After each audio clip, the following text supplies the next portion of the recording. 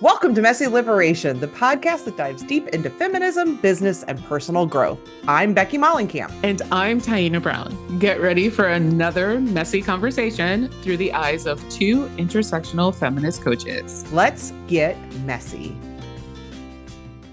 Hi, Taina. Hello. It's a rainy day here. So if anyone's watching on YouTube, you'll see I'm in a different spot because this is my cozy recliner in my office, my little reading nook that I set up.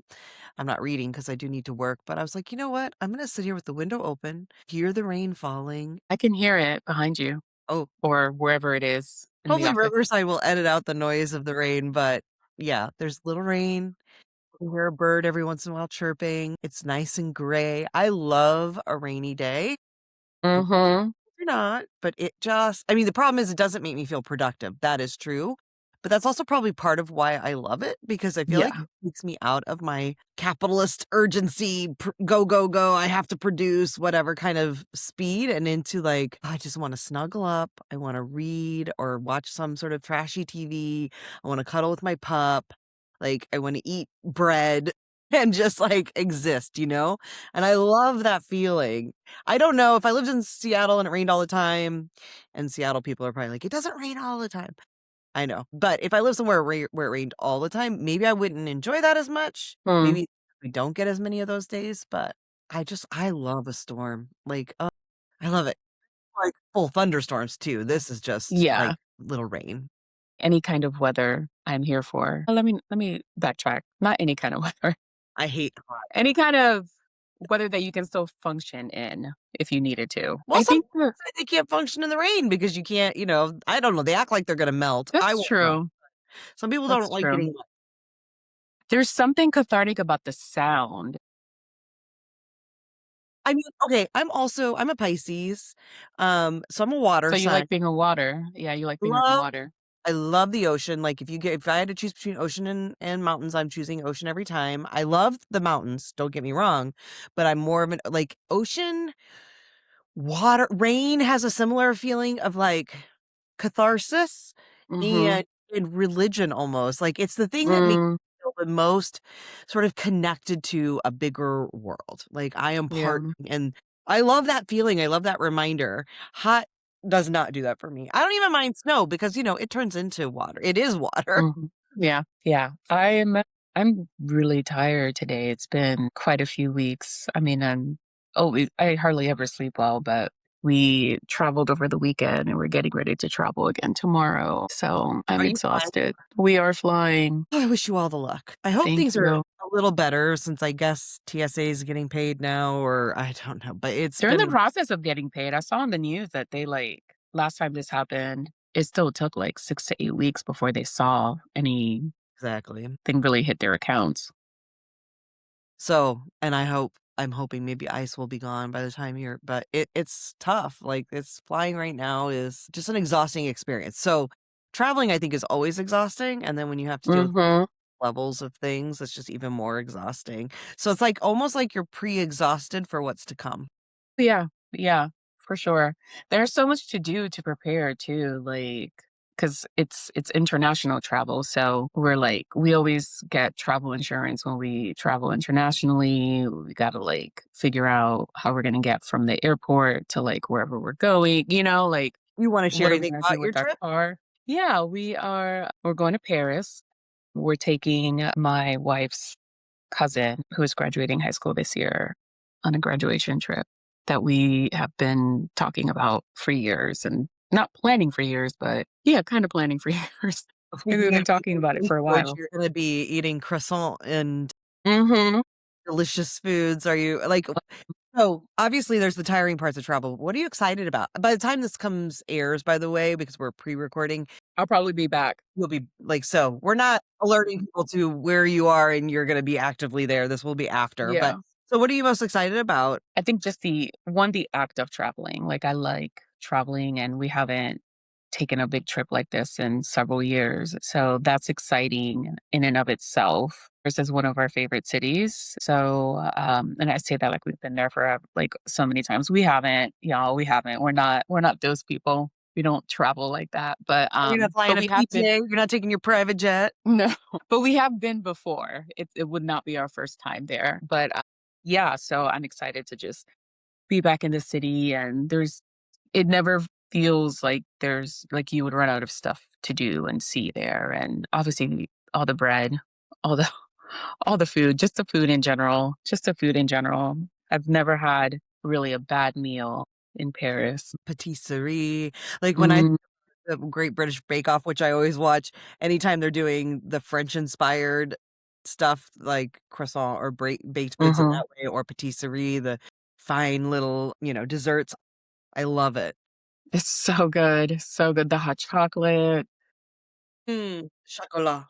Yeah, this will be our first time going in the spring, so that we're usually there. Again, we don't go that often. The times that we have been in the fall for our anniversary, wedding type stuff. Um, Well, you get to see but what this it's like is this time of year. yeah, it's her spring break, so Oh, I have a it'll be question nice. Yeah. that maybe will spark something because we're not entirely sure what we're going to talk about this episode. But you do travel a fair amount, both domestically and you've traveled some internationally and together as a couple.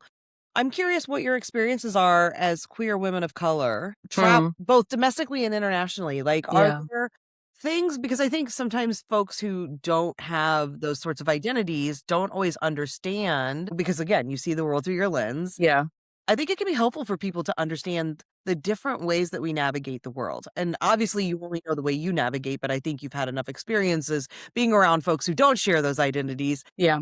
people with privileged identities, to know maybe a little of the differences.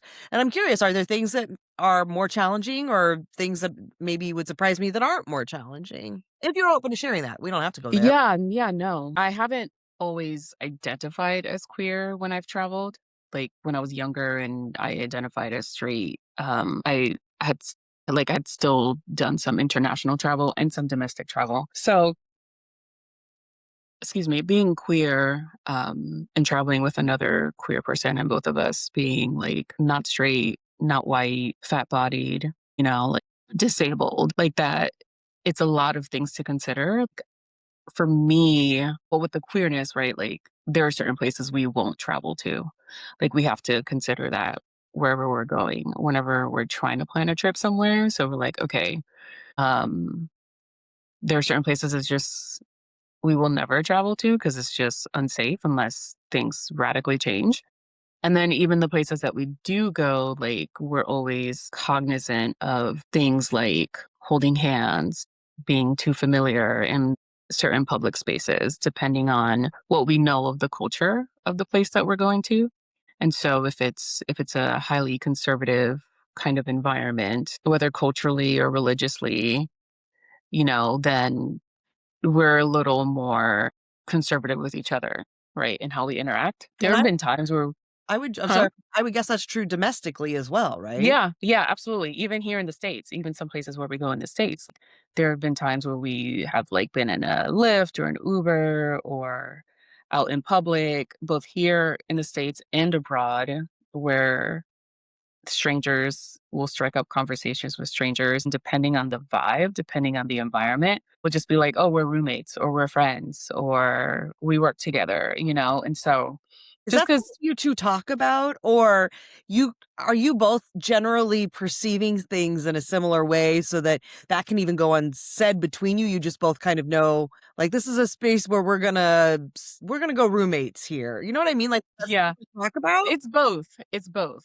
It's both. I think part of it is like we've been together for so long now, we kind of have like this like body language that is kind of like shorthand for not having to speak. Sometimes we'll just text each other. We might be in the same space in the same car and we'll just be like, just to kind of like if we're unsure. But I think if it's someplace we've never been before, we usually will talk about it beforehand and be like, how do you feel? Or maybe not beforehand, but like once we get there, like that first day after just kind of like initial first impressions, like when we're back at the Airbnb or the hotel or wherever we're staying, we might be like, one of us will surely bring it up.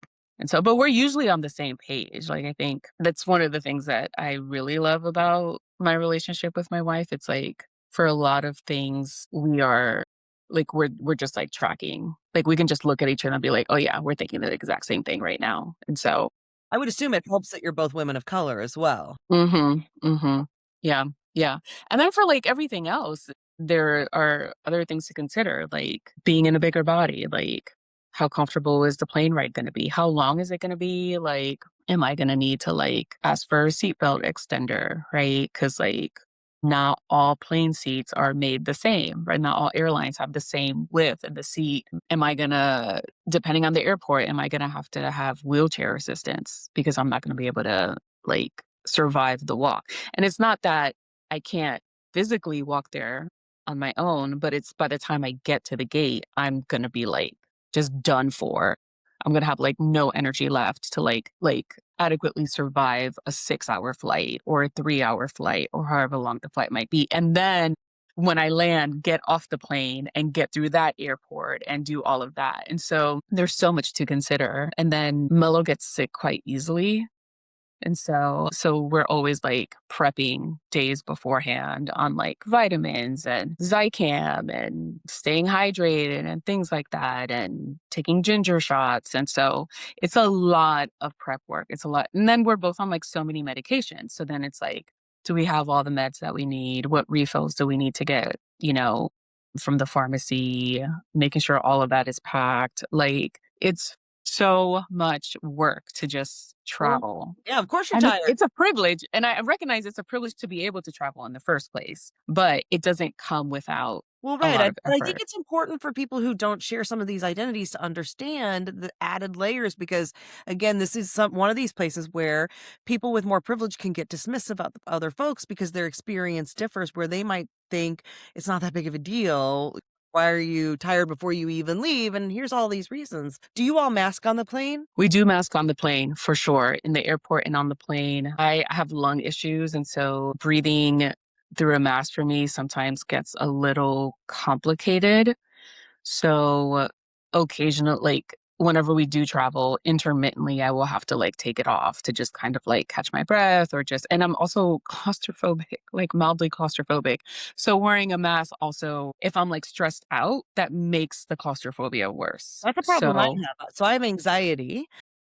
Traveling for me is really challenging around that particular issue. Masking is an issue like that can accelerate some of the anxiety and end up turning into a panic attack because of the claustrophobia feelings I have.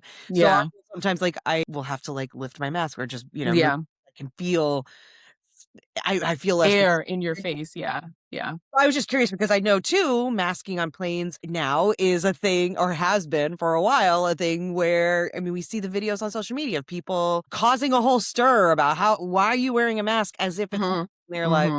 Just one more thing I think that you might, Yeah, it's another thing to think about and like, which is ridiculous, but it is reality. yeah.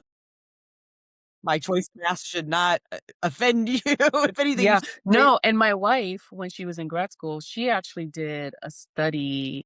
She was part of a study where they tested the bacteria in the air vents in airplanes. So we never opened those because it's pretty disgusting. Thanks for telling me because I Yeah. often, and because of my anxiety, I get hot really easy because my body furnace, the anxiety is causing everything in my body to like spin. It feels like I get heated. And so I will turn them on just because I'm like, I can't, like it contributes to Yeah. the feeling of Yeah. not being able to breathe. But now I don't know. That's Yeah. great. No, take a little handheld fan with you. I need to do better That's at that. a more hygienic option. Yeah.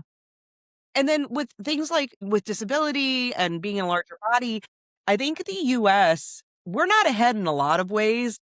Yeah. But when we look at Europe, I do feel like one area where the US does often do better than Europe is for people in larger bodies and people who have disabilities. And, the Americans with Disabilities Act has gone a long way in helping with that. And just for people in those situations to be able to navigate the world a little more easily and that things are more accessible. Yeah.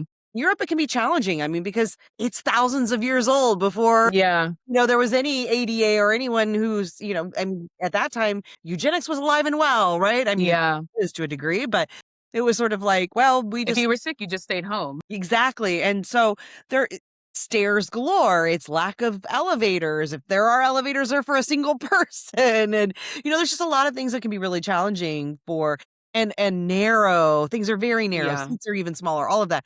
So you've been to Europe a few times. Are there things that come up there around that maybe that's an area where maybe you don't have as many challenges in the US? I'm wondering what your experience is with that. No, it definitely is challenging because we do like to travel like locals, right? And so we feel one, it's better for just the community that we're traveling to, but also it's a more immersive experience. Like we don't like to feel like tourists when we're traveling. We like to feel like we're just spending time somewhere else. And this is why I hate cruises because they And like all inclusive tourist, stuff, yeah. all little pit Yeah, stops and tourist not areas. only is that stuff so bad for like cruises are so bad for the environment, all inclusive things are just so bad for like the local population and the local community, but just in general, like it's so those things feel so manufactured and fabricated. Doesn't feel real. You don't feel like you're actually. Yeah, You could pick that same thing up and move it to any other resort town or whatever, and you yeah, wouldn't know a difference. yeah, I'm with yeah. you on that. Yeah, yeah. And so when I'm somewhere, I want to be there. Like I want to see, and experience all of it. And so there are some challenges because, like you said, like a lot of places in Europe, a lot of the buildings and the architecture and the streets are thousands of years old, haven't really been super modernized. Like, for Cobblestone instance, can be very crowded. showers are very, very small. I remember when we went on a honeymoon, we flew into London and we took the tube to our Airbnb. There's no elevators in the tube, or at least not any of the stops that we went to. And so we're carting around our luggage, we were on our honeymoon for 2 weeks. Like we took a 2-week honeymoon. And so, we were only able to do this. I need to say this because I don't want people to get their own idea about this. We were only able to do that because at the time I worked for a travel company. And so we were able to travel in a way that was beyond our means without having to pay for everything. So we have these huge suitcases that we're having to take up and down these stairs after like traveling overnight, dealing with airport, all of that, in the rain in London. I got sick. I got so sick because of that. And so like the entire 2 weeks I was just like sick and I didn't have a lot of energy to do much that we had planned to do. And so, it was still a nice trip. Like it was our honeymoon. Like it was still nice and it was still fun. But just things like that. Like, and I remember thinking, I'm like, what if I couldn't climb the stairs? Like, what if I was in a wheelchair? How would we get out of the tube? That was my experience in Europe too, and I mean, I was in a larger body. I wasn't, I was not incapable at that time of being able to walk or anything or have Mm-hmm. distances. I had good footwear. I was Mm-hmm. prepared, all the things. But I remember thinking like, oh my gosh, how would you even in Greece and Rome and some of the places Mm-hmm. I went, the cobblestone, it's Yeah. not at all friendly to somebody who's using a walker, a cane, probably even a wheelchair. And you didn't see a lot of people out like that. And it was no wonder to me why Europeans, I think, are on the whole probably in smaller bodies because you walk You out. have to, yeah. Yeah. But it also makes me think, I bet there are people who are not out. And that's why we don't Yeah. see You just them, don't see right? them. Yeah. Because it's hard to function. Yeah. It just like public transportation is often really good, but it's not always wheelchair accessible. It's Mm-hmm. not, again, it's sort of like in many cases, some of it is like being in an airplane where, again, the seats are not made for all size bodies. Mm-hmm. And then when you're outside of bigger urban areas, much of that becomes not available anymore. Mm-hmm. It's just very challenging. So that is, Yeah. like, I'm not one to talk about the US in a positive way all that often, but I will say I do think that the US has done better in that area. Now, part of that is because for reasons that are not great.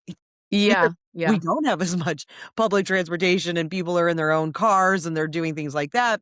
But there is a lot to be said for the Americans with Disability Act, I think is one of perhaps one of the most important pieces of legislation to ever come out of this country, and what it has done to make sure that people have a place to park, they have a restroom they can use, there's an elevator or ramps and things to make sure that they can get in and out of spaces, and that those accommodations have to be made anywhere of certain, where there's going to be a certain amount of population. And I just think that, so cheers to the US. That's one way we've done well.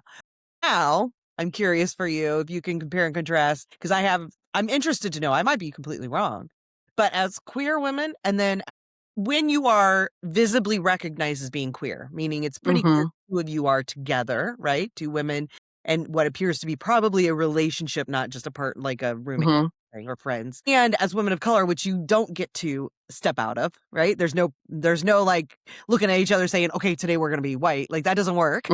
So in those ways, what have you noticed in differences when you've been international versus the US, or within parts of the US? Like, I'm curious if there's any specific stories that you could share that might help people understand some of those things that you have to navigate that maybe people who don't hold those identities don't think about. Yeah. Yeah.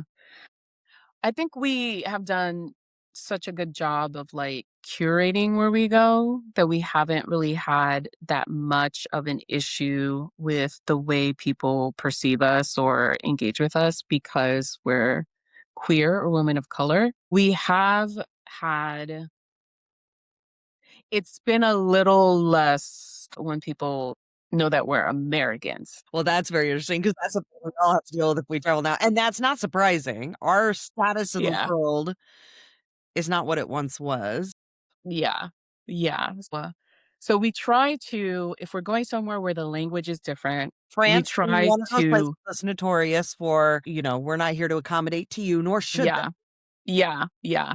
So we try to at least have a cursory understanding of just like basic phrases and words and things like that so that we can respect the culture, try to have a basic understanding of the culture there. Like, for instance, in France and a lot of places in Europe, when you go to a restaurant, don't sit down unless you are going to actually order something and pay for it. That is such like bad etiquette. That is it's considered such rude behavior to sit down and be like, oh, never mind, we changed our mind, or look at the menu and then be like, no, we're going to go somewhere else. Like, that's why a lot of menus are always posted, on the street so you can see. And we've seen like other Americans do that while we've traveled. And then we're just like, should we just not eat here now because we're Americans and we don't want to be associated with them?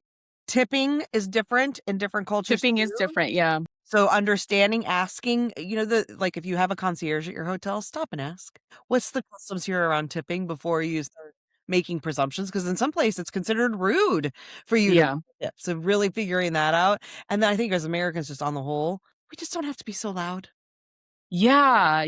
Americans take up a lot of space in the volume at which they speak, in body language and things like that. And in a lot of other cultures, taking up that much space is not only considered unnecessary, but rude, right? Because then you don't leave space for other people. And so, in places like France and a lot of European countries, a lot of like Latin American countries, South American countries, you don't do that. Like, and you don't really engage super friendly with people you don't know, right? Because there's a boundary there that is supposed to be respected. There's also just like, and this might seem trite to some people, but just like what we wear when we travel. Like, we're very conscious about making sure that, one, that we're not going to stand out too much, because there is such a thing as like people who prey on tourists, right? And so we don't want to stand out too much because we don't want to be targeted for things like that. Like, we had a friend who traveled to France and she got robbed, and they like took her wallet and her passport and all of that. And she had to go to the embassy. And it was the beginning of like a 14-day trip for her. Like, she was going to be in France and in Italy. And just in full fairness, people get mugged in New York and all the time. So that's not unusual in big cities. Right. But yes, it does happen, especially when it's very clear that you're standing, looking around, trying to figure out where you're at because you're not paying attention.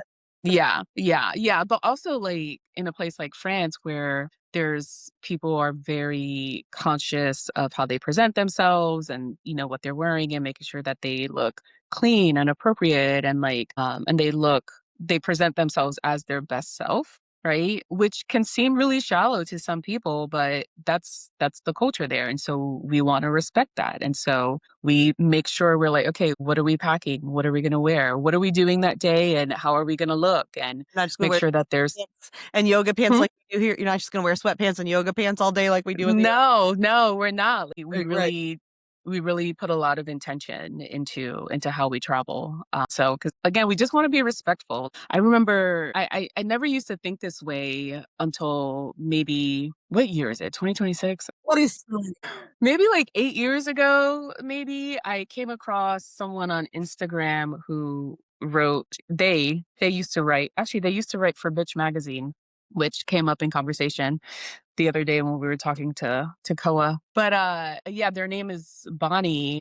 And they used to write for Bitch magazine, and they're a freelance writer, and they write about the intersection of just like white supremacy and travel culture and migration and like spaces and things like that. And so I came across their stuff on Instagram, and we kind of struck up a little parasocial friendship. And I learned a lot from them about what it means to be in somebody else's space, and how a lot of how we in the Western world think about that, think about travel and how to be in other people's space is from a colonial mindset.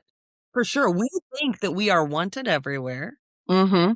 That we're entitled to it.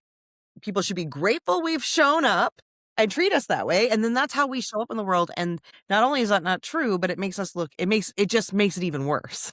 Yeah. It's like, just because I'm spending my money here does not entitle me to anything in this space. And so we try to be very conscientious of that, and as like kind and humble as we can wherever we go. And again, it's not like we travel all the time.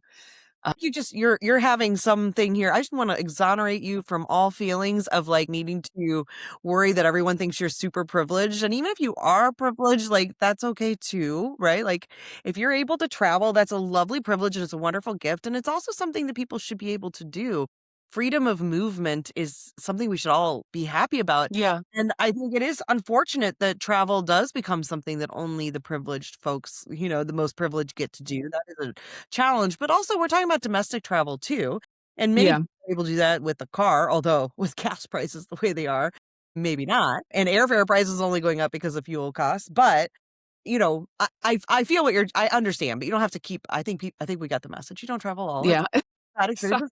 I've traveled. I've been to pretty much every Caribbean island. I've been to Europe. I've been to Canada, US, Mexico. I've traveled as well. I don't travel as much as I used to. One, my ex-husband was an airline pilot, so I got to fly Mm, a lot of places. That helped. Two, my anxiety has only increased every year I've been alive, yeah. especially since having a kid. Traveling now is a much more challenging thing for me than it used to be, which helps me appreciate Hmm.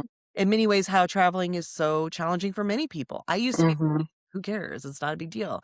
Yeah. Like like it's terrifying for me, the whole process, Hmm.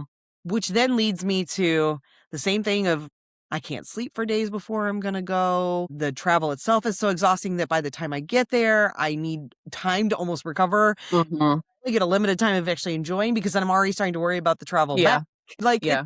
I don't enjoy travel the way I once did, which is a shame because I do love experiencing new places, meeting new people, and getting to see other cultures. And I do miss that. But then there are times when I read about things like Hawaiians saying, quit coming here. Yeah. We don't want you. And then I think, Hawaii was once on my bucket list. It's not anymore because the same thing you're saying. I want to honor people. And I think sometimes I wonder how much of my travel is actually wanted, you know? Yeah. Challenging too to think about because like I do want to see other parts of the world, but I also want to honor places that are like you're not helping our community, Hmm. you're harming our Hmm. Hmm. and as much as I try like you to be somebody who is respectful, does my research, thinks is thoughtful about where I'm going to go and all of that. Like I don't want to add to perceptions or even be like I also don't want to be perceived away because of other people who aren't showing up that way. Yeah. It's Yeah. frustrating. So yeah, travel is interesting. It is. It is. It is. It has become more anxiety induced. Like we were just talking with a friend last night about this, and I was like, well, when we were younger, it's like, sure, I'll take Spirit Air and spend $10 for a 6-hour flight and sit in an uncomfortable chair, like all of that. But I think also as you get older, even if you aren't in a fat body, you don't necessarily have like a disability or anything like that. Like, as you get older, like your body is literally breaking down. So that kind of thing becomes increasingly uncomfortable. And when it becomes also increasingly more expensive to be comfortable when you travel, right? Like it used to, the gap between flying like economy versus like premium economy versus like first class used to not be so wide. And now it's like an economy flight from New York to LA, you could probably get for like between $300 and $600, depending, right, on the time of year, on how much time between you book and when you actually fly out. But if you try to do that like first class, like, you're paying at least Well, at $2,000-$3,000. least. Yeah. And then like that, and that's just domestic. Mm. Not that doesn't include like that like international flight. And so if you're in a body that requires extra space and extra comfort, right, for you to be able to survive travel, and you need something like comfort or first class because your body requires that, then it's like, well, then you're just fucked.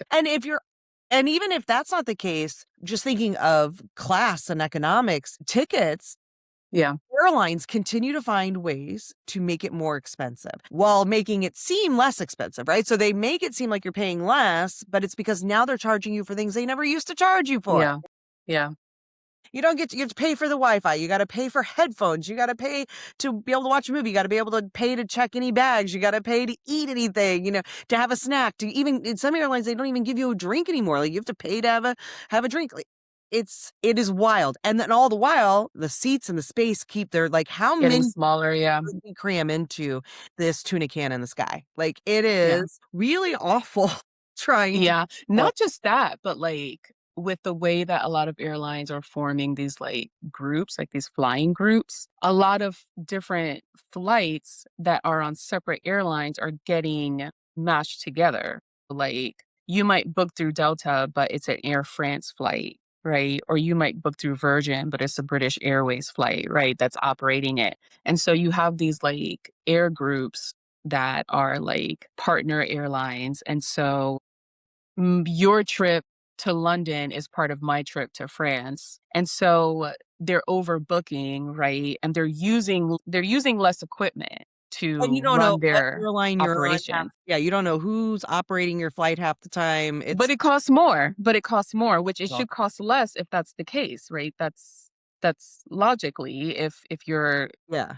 if you're doing that for efficiency's sake, it should cost less, but it's actually costing more. And all the while, we have a government in the US anyway that's continuing to make air travel less safe. I don't want to talk too much about that because you're about to get on a plane.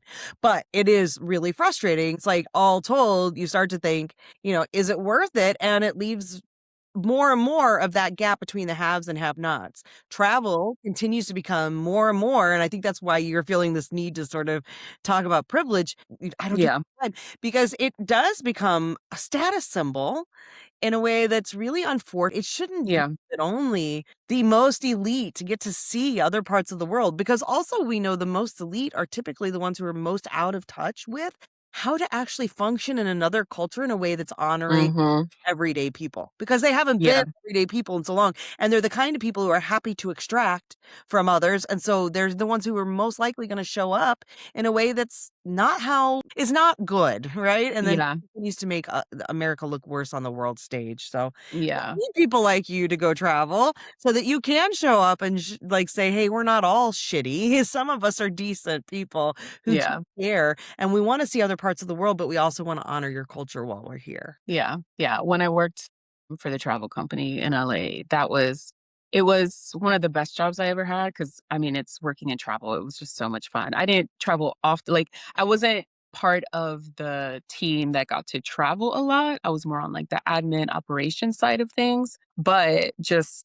being in that environment was just like, it was thrilling. Like, it was so much fun working there. But it was also, you really got to see some of the worst of just like humanity, because it wasn't like a super high-end travel company, but it was not for budget travelers. And we just dealt with all kinds of entitled people all the time. All the like, oh God. So it was some of the people were just awful. They were just so awful. There was once where one of our agents was working in an itinerary for a family going to Peru. And if you've never been to Peru and you don't know anything about Peru, Peru is like a culinary hub. It has some of the best food in the world. Like, it is known as having some of the best food in the world. Like, that's for people who travel, for people who are into food, like that's not a secret. And this family was traveling to Peru and didn't trust the food. So they asked to be taken to McDonald's and Subway every day for their meals. And I was like, you're spending all this money going there and Right. you want McDonald's and Subway? And also, why are you trusting the McDonald's and the Subway? I've been to McDonald's and Subways in other countries, and it's not the same as what you get here. Yeah. So, and that's like mild. Like, that's like a mild story. Like, For sure. some of the things that people would say or do or request, and Well, like, if you wanna see the worst of the worst, just watch The Real Housewives, because every season they travel at least once or twice to both domestic and international destinations, and they're an embarrassment. It's an embarrassment. I watch it. We've talked about this. I hate watch it, and in a way to make me feel better about myself, because sometimes I just need that. I'm like, "Oh, at least I'm not that horrible of a human." And you just watch, you think, "My God, you're representing me, and look at how you are behaving." It's just, but they're not exceptions, because when I've traveled international, it never fails that if I'm in, a bigger city, especially, or mhm. where there are more tourists, Rome or, Athens or somewhere, I I always see at least some Americans showing up where I'm like, "My God, you're Yeah, so just stop.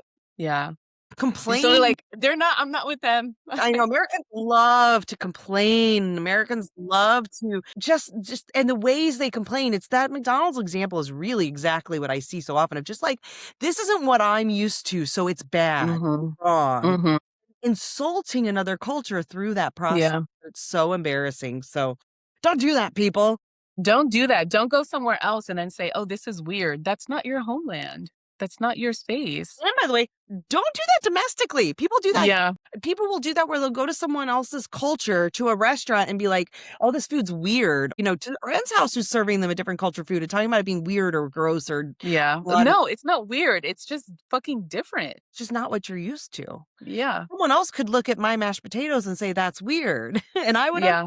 understand. It It's is just different. It's exactly. just different. If you don't want to eat it, you don't have to. Like, you just That's the language we try to use with my son when we talk about cultures, and if he doesn't really very often say something's weird, but if you would, we would just say, "Well, it's just different. It's different than what we're used Mhm. Yeah. to. It just makes it different." And also trying to bring that empathy piece in of they might think that what you eat is weird, right? Mhm. Because it's different. Mhm. We like to say Yeah. different because different doesn't say judgment. It's just Yeah. not what It's I'm, just different. It's right? Weird is unfamiliar. a Yeah. judgmental word. So Yeah. yeah, being Yeah. careful. And also just try it. You might like it. That's what I wish my kid would listen to me about. It's a little harder with a 10-year-old I've Yeah. found, but Yeah. he is starting. I mean, my kid ate seaweed, and I'm so proud of him for that. Like, he had a classmate. I've never even tried to introduce seaweed because I thought there's not a chance in hell my kid would eat seaweed. It's green. Why would you eat it?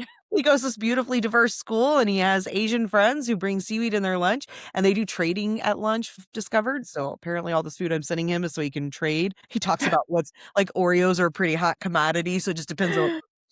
And so he discovered both seaweed and Takis because I can't eat spicy food, so I have never once bought Takis or hot Like dried seaweed or like seaweed salad? dried seaweed, dried seaweed. So it's a little different. It's got a little, but it's still. I tried it, and personally, I don't like it. I think it's too fishy.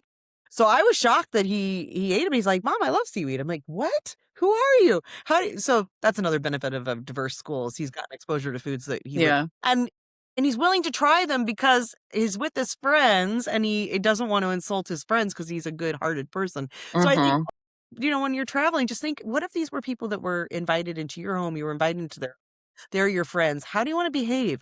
Some people Yeah. might change their behaviors because they're just those kind of shitty people. Yeah. I think a lot of us would say, I wouldn't be like, your food's weird to my friend. Yeah. To be more gracious. Exactly. Be more Yeah. open. Be more curious about the world. That's the thing.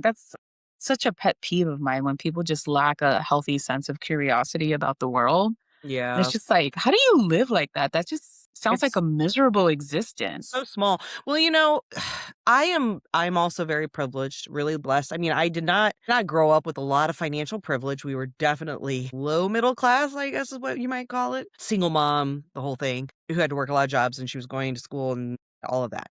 But I was able to do an exchange program through my high school, and I had to work car washes and bake sales and shit to make it all happen.